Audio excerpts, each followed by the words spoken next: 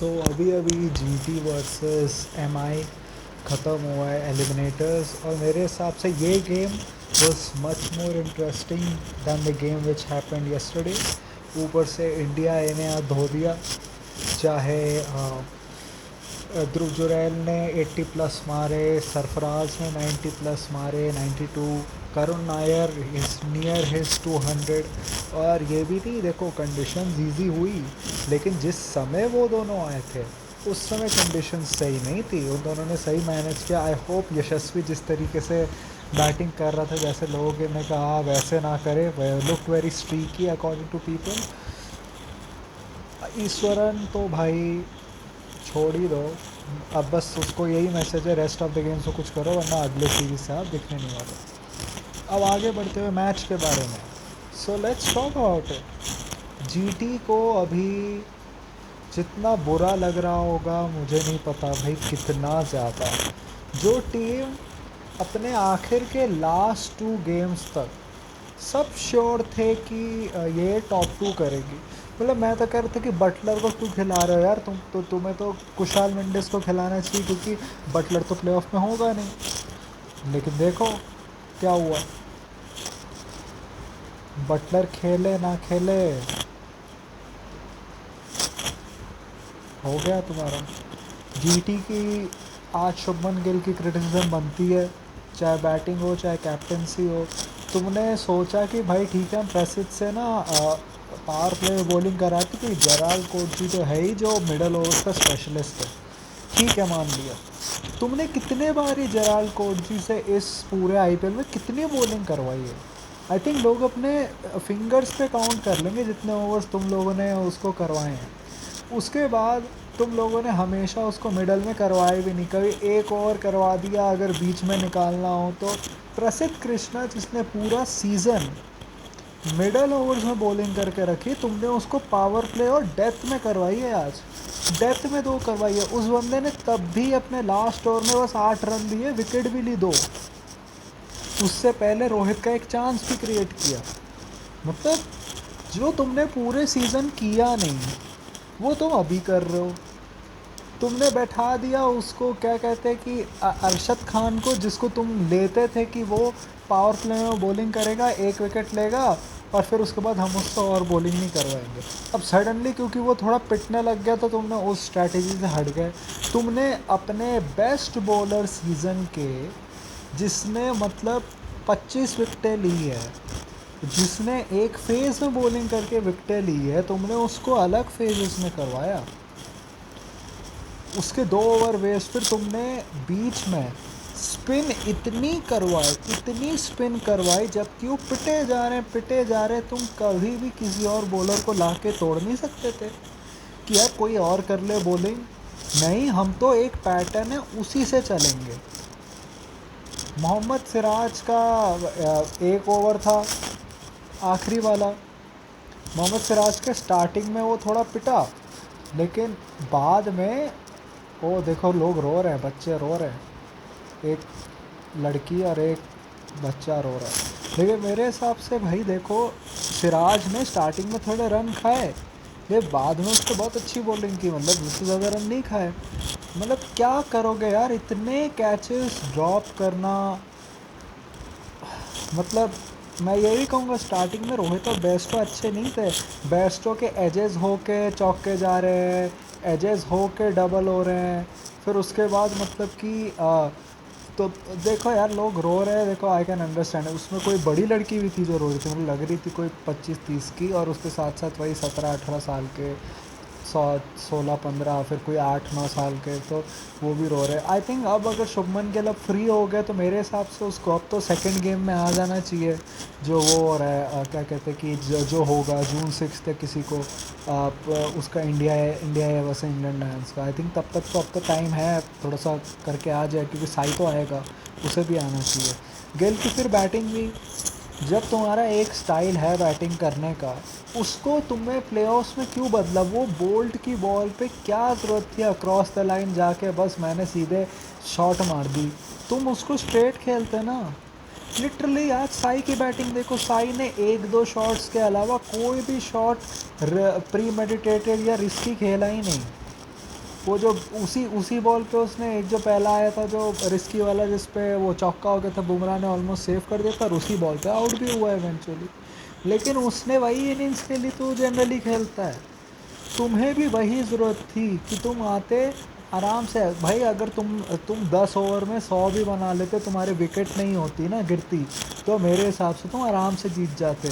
वो जो तुम्हारी एक दो विकेटें एक्स्ट्रा गिरी है, उसी के वजह से तो तुम लोग फोर्स हुए कि वॉशिंगटन को पहले भेजने के लिए। वॉशिंगटन का दाव चल गया वो अलग बात है, लेकिन जब तुम देख रहे हो कि विकेट में कोई स्विंग नहीं है, सेंटनर बॉलिंग कर रहा है, फिर उसको उनको एक एक स्पिनर को लाना ही था क्योंकि वो एंड के लिए बचा रहे थे बॉलर।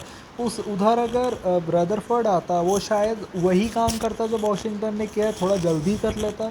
लेकिन आज नहीं कहेंगे क्योंकि यार वॉशिंगटन ने अच्छा किया, लेकिन वो टैक्टिक वाइज मुझे भी समझ नहीं आया। बस चल गया वो टैक्टिक, इसका मतलब ये नहीं है कि वो चीज़ को तुम एक्सक्यूज़ कर दोगे। दूसरा वही, जब तुम उनकी बैटिंग देख रहे हो कि स्विंग बस स्टार्टिंग के एक ही ओवर हुआ था जितना मुझे याद है, जो सिराज का पहला ओवर था, उसके उसके आगे जाकर कोई बॉल स्विंग नहीं हुई थी। तो गिल ने वो रियलाइज़ नहीं किया कि क्या हुआ है। उसके बाद रोहित के दो दो ऐसे कैचेस ड्रॉप करना जो मतलब कैसे हो सकते। फिर कुशाल ने सूर्य कुमार यादव का ही शायद, या आई थिंक रोहित शर्मा का एक और छोड़ा होगा, उस छोड़ दिया। मतलब इतने इजी कैचेस कैसे कर सकते हो यार, छोड़ सकते हो। फील्डिंग भी लैक लस्टर, फिर बॉलिंग में भी ऐसा लग रहा है कि किसी को समझ ही नहीं आ रहा। राशिद जो शॉट पे शॉट डाले जा रहा है, पहले ओवर ठीक है भाई, शॉट तुमने डाली, ठीक से चल गया, लेकिन उसके बाद भाई मतलब कि उसके बाद कुछ बदलना नहीं। साई किशोर भी पिटे जा रहा है। मैं ये कहूँगा, देखो बैटिंग करना इजी था, लेकिन तुम लोगों ने भी कोई कसर नहीं छोड़ी उनके आर्क्स में बॉलिंग करना। कोई भी मतलब लिटरली पावर प्ले में भाई बंदा एक एक बॉल के बाद फील्ड चेंज कर रहा है। तो या तो मतलब कि तुम्हें अपने बॉलर्स के में ट्रस्ट नहीं है कि वो एक प्लान से बॉलिंग कर सकते हैं, या दूसरा तुम्हारी फटी पड़ी है। भाई एटलीस्ट कोई एक प्लान बनाओ, नहीं चले तब करना ना। एक एक बॉल पे प्लान बदल के क्या मिल जाएगा तुमको। उसके बाद आज सारे बैटर्स ने कंट्रीब्यूट करा है। एम आई के नमन धीर कह सकते हैं जिसे सबसे कम कंट्रीब्यूट करा, लेकिन उसने भी एक छक्का तो मार दिया। तिलक वर्मा ने 25 मारे 10 में। तो स्टार्टिंग के 3 बॉल में लोग कह रहे थे तिलक क्या कर रहा है, फिर तिलक ने आखिर में मार दिया। कि वही है बात है, तिलक का बेस्ट 3 या 4 पे ही आएगा। आज देखो 4 पे आया, उसने कर दिया। आज वो असलंका को भी खिला सकते थे, लेकिन उन्होंने नहीं खिलाया क्योंकि दीपक चहार जो है वो इंजर्ड है। तो उनको एक बॉलर चाहिए था, ग्लीसन, जिसने ग्लीसन आई थिंक पिछले साल सीएसके के लिए खेला था। आई थिंक पहला मैच उसका ठीक ठाक गया था, पिछले साल तो पिटा ही था। इस साल देख लो उसने साई सुदर्शन की विकेट ले ली, मैच ख़त्म कर दिया। मेरे हिसाब से मैच टर्न तब हुआ जब बुमराह ने वॉशिंगटन की विकेट ली, क्योंकि उस विकेट के बाद जीटी गेम में कभी लगी नहीं वापस। फिर उसके बाद उनके 8-9 रन के ओवर आ रहे हैं। फिर वो जो कंसिस्टेंसी बीच में आ गई थी ना कि अगर 2-3 बॉल सिंगल डबल भी हम ले रहे हैं तो आखिर में एक चौका मार दिया, 2 चौके, एक छक्का मार दिया, उसके साथ एक चौका मार दिया, वो ख़त्म हो गई। और दूसरा ये भी उनकी एक्सपोज होगी, वो है एंड की बैटिंग, जो शाहरुख खान जिसने इतना बिलो पार खेला इस सीज़न। आखिर के पहले के 4-5 मैचेस वो बच रहा था क्योंकि वो फेवरेबल सिचुएशन में आ रहा था, उसमें ज़्यादा बॉलें खेल नहीं रहा था, तो उसने कुछ रन मार दिए। जिन जिन मैचेस में जब टाइम आया कि आपको शाहरुख खान की परफॉर्मेंस चाहिए, उन सिचुएशंस में उसने करके नहीं दिया। चाहे वो जीटी वर्सेस एमआई वाला मैच जो जीटी जीती थी, उसमें भी उसने बुमराह को स्टूपिड शॉट मारा। यहाँ जहाँ पे उसको एंड करना था मैच, यहाँ पे एंड तो किया नहीं, डॉट्स खाई, सिंगल लिए, उसमें डबल ट्रिपल भी नहीं भागा। वो जहाँ पे तेवतिया ट्राई कर रहा था, शायद वो डबल ट्रिपल होता भी नहीं, लेकिन कोई ईगरनेस भी नहीं दिखी शाहरुख खान से, और उसके बाद आखिर में आउट भी हो गया वो। पर अब आरसीबी को डरने की बात है, क्योंकि ये एमआई है जो आ रही है। पीबी केस को डरने की बात है कि अब ये न्यू चंडीगढ़ में नहीं, ये होगा वहाँ नरेंद्र मोदी स्टेडियम में होगा ये मैच। वहाँ पे इनकी जो बैटिंग लाइनअप है, आज देखो या ऐसे देखो, इट्स मच मोर, मतलब कि सिंक्रोनाइज बैटिंग लाइनअप जिसमें कि टॉप से लेकर नीचे तक सबकी कंट्रीब्यूशन आ रही। रोहित के भी आई थिंक शायद 400 रन हो गए होंगे इस आईपीएल के, उसने भी आज 81 मार दिए, जबकि अपनी 50 के बाद वो थोड़ा सा स्लो हुआ था, लेकिन क्योंकि साइड से बेयरस्टो चल रहा था, सूर्य कुमार चल रहा था, तो ज़्यादा कुछ हुआ नहीं। तुम देख लो जीटी के कैंप को, वो लोग कितना मतलब कि सैड है, जबकि उनकी टीम में बहुत फ्लॉज है, लेकिन बात कह सकते हो कि उनके लास्ट 2 मैचेस जो थे, तब तक उन्होंने जिस क्लिनिकल फैशन से खेला था क्रिकेट, लग रहा था कि they are type of unstoppable, लेकिन वो चीज़ नहीं हो पाई। ऊपर से फिर उसके बाद हार्दिक पांड्या की जो, जिसकी पूरे आईपीएल में उतनी कोई सही एक मैच जो आरसीबी के अलावा कोई बहुत सी परफॉर्मेंस नहीं है, जबकि उसने कुछ कुछ कैमियोस खेले, लेकिन वो कैमियोस उतने उतने भी बड़े नहीं हुए जिससे लगे कि यार कि अब वो कुछ कर रहे हैं, मतलब कि कंट्रीब्यूट किया। इस मैच में उसने किया, वो जो एंड में जो उसने 21 रन मारे, जो कोटजिया को छक्के मारे उसने एंड में, देख लो वो जो आखिर के 20-21 रन है, वही मार्जिन है इन दी एंड, जिससे कि वो जीती है, क्या कहते हैं कि एमआई जीती है। तो गिल की आज ना तो कैप्टेंसी चली, बैटिंग में भी नहीं चला वो, और ये दिखाता है कि प्रेशर में भी बकल्ड, स्पेशली गिल। यार अगर गिल स्टार्टिंग में रहता, तो साई जो बिल्कुल आराम, जो बिल्कुल अपने स्टाइल में खेल रहा था, गिल तो शायद और रिस्क लेता वो, शायद उनके इस बार 10 ओवर में 100 नहीं 110 होते, 115 होते, शायद 120 भी होते। तो ये मार्जिन्स होते हैं भाई। उसके बाद हार्दिक की कैप्टेंसी में ये कहूँगा कि मिचेल सैंटनर को यूज़ ना करना मेरे हिसाब से बहुत गलत है, क्योंकि तुम, ठीक है आई गेट इट कि दोनों लेफ्ट हैंडर हैं, that makes sense, most of the time होता है लेफ्ट हैंडर मारता है, लेकिन मिचेल सैंटनर वॉशिंगटन के अगेंस्ट तुम डाल सकते थे। वॉशिंगटन ऑलराउंडर है, स्पेशली जब वो स्टार्टिंग में आया है, वो थोड़ा सा अगर मारने के चक्कर में हो जाता तो ज़्यादा चांस होता तुम्हारा तब, जो मुझे लगता है गलती की थी उसने, उसको मिचेल सैंटनर को लाना चाहिए था। उसके बाद हार्दिक ने भी बहुत अच्छी बॉलिंग नहीं की, उसने कुछ कुछ यॉर्करें मारी, लेकिन ऐसा सच कुछ किया नहीं उसने। और साई का भी, यार तुम इतना अच्छा खेल रहे हो, वॉशिंगटन जस्ट आउट हुआ है, तुम्हारे 9 रन पहले से ओवर में आ गए हैं, तुम अगर सीधा खेलते या साइड में खेलते नॉर्मली, तो भी एक सिंगल आ जाता, तो क्या वो शॉट की उस समय ज़रूरत थी, जबकि स्पेशली तुम ही एक बैट्समैन हो जो स्टार्टिंग से खेल रहा है, और जो भी तुम्हारे बाद में आ रहे वो सब थोड़े लप्पे मारने वाले हैं या फिनिशर टाइप है, तो क्या वो ज़रूरी था उस समय करना, जो मुझे नहीं लगता कि था। और अश्विनी कुमार का भी अच्छा स्पेल था, स्टार्टिंग में वो पिटा, उसकी कुछ कुछ बॉलेज थी भी जो फुल टॉस टाइप थी, जिसमें दो नहीं मार पाया रन, लेकिन overall it was a very good spell. Gleeson ने भी वो एक विकेट ले ली, उसने मैच ही ख़त्म कर दिया पूरा। बोल्ट ने रन खाए, लेकिन उसने अपना आखिरी ओवर अच्छा कर दिया फिर विकेट लेने के बाद।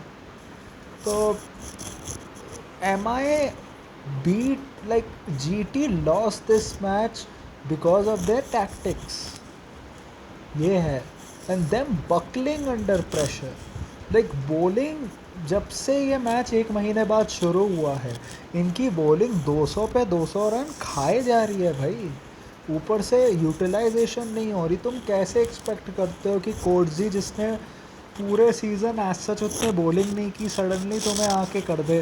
प्रसिद्ध कृष्णा जो तुम्हारा बेस्ट बॉलर है, जिसने पूरे सीज़न में एक फेजेस में बॉलिंग करके अच्छी की, वो कर दे। साई किशोर और राशिद ने तो बिल्कुल किया ही नहीं, लेकिन तुमने भी उस समय जब वो पिट रहे थे, तुम बीच में किसी और का एक ओवर ला सकते थे। वॉशिंगटन ने भी बॉल के साथ कुछ नहीं किया, तुम कर सकते थे, तुमने नहीं किया, जो मुझे अभी भी नहीं समझ में आता है। ऊपर से वही कुशाल मेंडिस, भाई पता नहीं भैंस कैसे स्लिप कर गया सैंटनर की बॉलिंग पे, वो उल्टा आज बहुत अच्छा लग रहा था बैटिंग में, लेकिन यही बात है, you can not drop 2 catches and get out in like this embarrassing fashion, like जिस तरीके से वो स्लिप करके हिट विकेट हुआ, दैट वाज एम्बैरेसिंग। सो लेकिन ये भी बात है, उनके अलावा उनके पास एक विकेट कीपर बैटर ऑप्शन और तो कोई था नहीं, अभी अनुज रावत को खिला सकते थे, अब शायद वो नेट्स में अच्छा नहीं कर रहा होगा। ये बात वही है कि इसका ज़िम्मा बहुत ज़्यादा गिल को जाता है। Like if he had just batted normally, like I think they would have gotten to the target, क्योंकि यार विकेट्स का जो कह लो एक प्रेशर होता है, विकेट की ही वजह से तुम लोगों ने वॉशिंगटन को पहले भेजा, वरना वॉशिंगटन पहले नहीं आता। तुम बताओ अगर एक विकेट लेस होता शायद तेवतिया अभी आ रहा होता, मतलब शायद शाहरुख खान अभी आ रहा होता।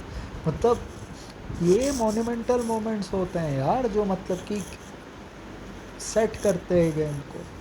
सूर्य कुमार यादव ने भी बेस्ट पारी नहीं खेली है, लेकिन उसने भी ठीक ठाक कंट्रीब्यूट कर दिया, सबने कंट्रीब्यूट किया।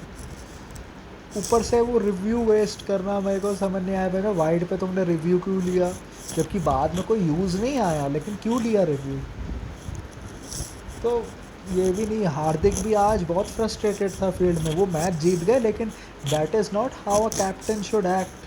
मतलब ऐसा लग रहा था तो मैच हार रहे हो, वो बंदा खुद स्पिरिट लूज कर रहा है। मतलब वो ऐसा नहीं सब पे चिल्ला रहा था, वो इन जनरल चिल्ला रहा था, किसको पकड़ के नहीं, लेकिन it just felt like slight embarrassing. सब पीबीकेएस के लिए भाई देख लो, ये एमआई जिस तरीके से जीत के आ रही है, ये हो सकता है कि अनस्टॉपेबल टाइप हो और हरा दे, क्योंकि अब इनकी टीम पूरी फॉर्म में लग रही है। बॉलिंग भी देख लो, सब ने सेंटनर को छोड़ के सब ने कुछ ना कुछ तरीके से चिप इन किया। नमन धीर का जो ओवर था वो भी 10 का जा सकता था, 9 का ही गया। और बैटिंग में भी सब ने किया, तो देख लो अब क्या है। और जीटी का यही है, टॉप 2 फिनिश से नीचे अब जाओ घर, करो अपना काम, और तो कुछ कर नहीं सकते। शुभमन गिल, साई सुदर्शन और प्रसिद्ध कृष्णा, तुम लोग जाओ इंग्लैंड जाओ, थोड़े दिन आराम करो। प्रसिद्ध कृष्णा तुम तो प्रॉपरली आराम करो, तुम्हें तो मेन सीरीज़ में खेलना है। लेकिन शुभमन गिल, साई सुदर्शन, शुभमन गिल बड़ा छुट्टी लेने वाले थे सेकंड मैच से, अब जाओ सेकंड मैच साई सुदर्शन के साथ अच्छे से प्रैक्टिस करो, खेलो, रन मारो। हम चाहते कि तुम जाके हमारे लिए जीतो इंग्लैंड की सीरीज़। तो ये मेरा रिव्यू था। So if you like this type of content, like this video, share and subscribe. If you don't, then share it with those who do. My social media accounts, which are my Twitter/X account and my Instagram account, is in the description. So go follow me on that. My UPI ID link, which is shab@OKICICI, is in the description also. So go donate any amount of money which can help me make YouTube a permanent career option. So that was it for me for today. So thank you, goodbye, alvida.